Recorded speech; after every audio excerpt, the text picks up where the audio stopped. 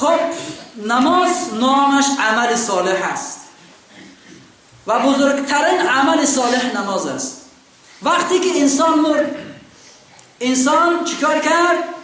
مرد و وفات کرد. در حالت جان کردن وقتی که انسان جان را کند و خلاص شد، او را در قبر میگذارند و برمیگردند. یک چیز نورانی وارد قبر می شود. مرده از او میپرسد تو کی هستی؟ میگه من عمل صالح. یعنی چی؟ من نمیشناسم تو را. میگه حال خود را شناس میکنم. فقط بگو دوستای تو کجا شدن؟ میگه کدام دوستا؟ آخه میگه ما رفیقا بودیم. یک دوست داشتی رفیق به نام پول، همیشه در جیب پول. در راه که برای در ماشین سوار شوی کسی جیب تا میگه که رفیق نیست در چه پول من فراموش شده است. رفیق همیشگی شما از کودکی بچه 5 ساله بابا پول، تا دم مرگ پول، این رفیق همیشگی ماست. میگه کجا شد پول آدم رفیق؟ کجا شد رفیق جیب؟ میگه گو مشکل نیامد.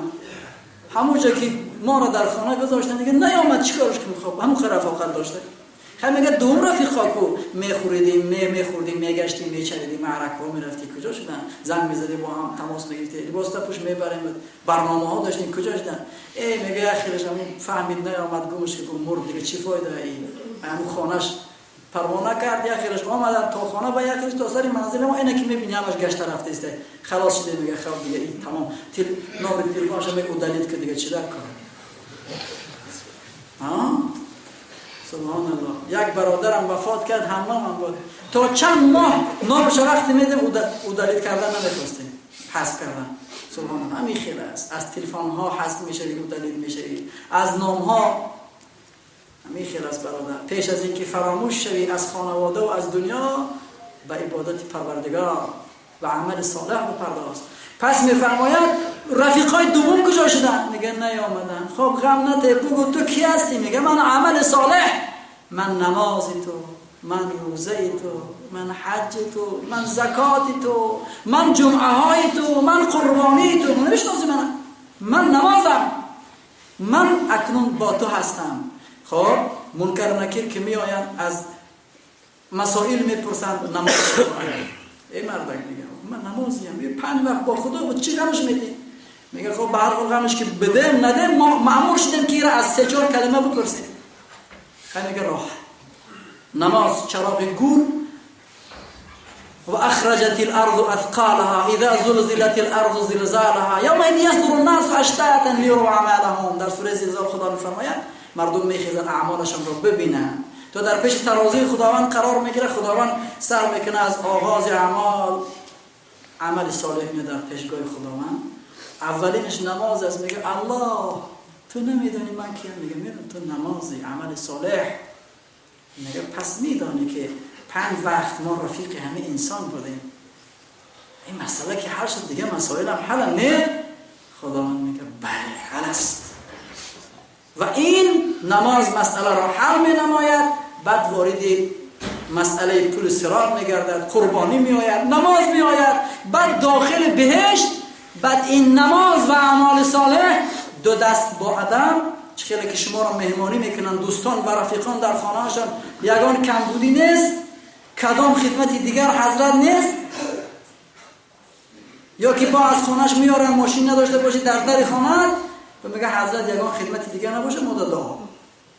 و عمل صالح نماز در داخل بهشت وارد میکنن.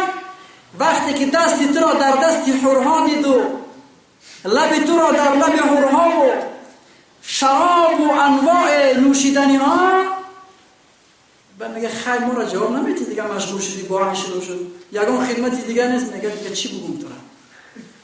کدام خدمت ماند؟ اینجا جای خداحافظی عمل صالح است. نه که در وقت مرگ مثل گفتی جوان ها ترا مثل پول و دوستان گفتی جوان ها که روسی میگن کی داد کنن. در آنجا بعد عمل صالح در در بهشت خداحافظی میکنه که خداوند ما را نصیب بگرداند و توفیق بدهد که پروردگار را عبادت کنیم و سبب سربلندی دنیا و آخرت ما نماز ما باشد. اللهم اجعل جمعنا هذا جمعا مرحوما وتفرقنا من بعده تفرقا معصوما ولا تجعل فينا ولا معنا شقيا ولا مطرودا ولا محروما. پروردگارا گناهان ما را ببخش و بیامرز. پروردگارا این بهار را بهار دلهای ما بگردان، بهار قرآن و سنت. خدایا همچنان که سبزجات را میرویانی، قرآن و سنت را در سرزمین ما مثل گیاهان برویان، از آسمان و زمین سرفیض نورانی بگردیم و ما را یاری کن تا تو را عبادت کنیم. رسول اکرم میفرمود هر وقت و هر نماز اللهم اعنا علی ذکرک و شکرک، خدایا ما را خودت استعانت و یاردم کن تا تو را عبادت کنیم. توفیق بده. اللهم اجعل التوفیق رفیقنا، توفیق بندگی، توفیق عبادت را برای ما نصیب بگردان.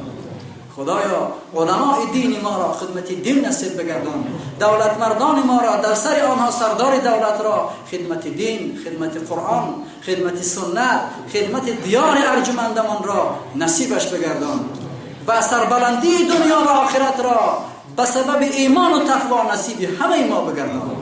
پروردگارا دیار ارجمند ما را خوبترین و بهترین تکه زمین در روی دنیا بعد از سرزمین مقدسه که خودت گفته ای بگردان. پروردگارا زنهای ما را تقوا، پاکدامنی، عفت، ناموس، محبت فرزند، تربیت فرزند و مقام مادری را برایشان نصیب بگردان. مردان ما را شجاعت، غیرت، ناموس عنایت بگردان. از بیناموسی، از دیوسی، از پستی خدایا برکنارشان دار. خدایا آنانی که مریضند شفا عنایت بگردان. برادران ما از شهرهای دور مسکو و هر طرف دعا طلب کردن و بندگان دست برداشتن، خدایا مشکلاتشان را حل بگردان. اللهم یا محل المشکلات واحل مشکلاتنا و مشکلات المسلمین. پروردگار مشکلات همه ما را حل بگردان. و جوانانی که در فصل گرماست نیت ازدواج دارند، پروردگارا خواهران ما را بهترین شوهرها و برادران ما را بهترین همسرها نصیبشان بگردان. صلی الله علی خیر خلق